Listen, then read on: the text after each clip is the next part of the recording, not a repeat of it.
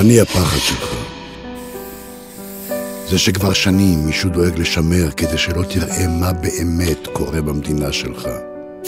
רע פה. אתה לא יכול להרשות לעצמך דירה. אתה לא יודע אם תגמור את החודש או שהחודש יגמור אותך. הילדים שלך מקבלים חינוך על הפנים. ובקרוב הזקנה במסדרון תהיה אמא שלך, או אתה. אני הפחד שלך, הפחד שמשתק אותך, הפחד שגורם לך להצביע שוב ושוב למי שדואג לשמר אותו.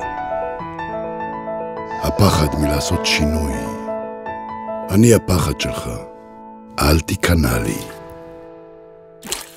אל תיכנע לפחד שלך. ב-17 למרץ מחליפים אותו.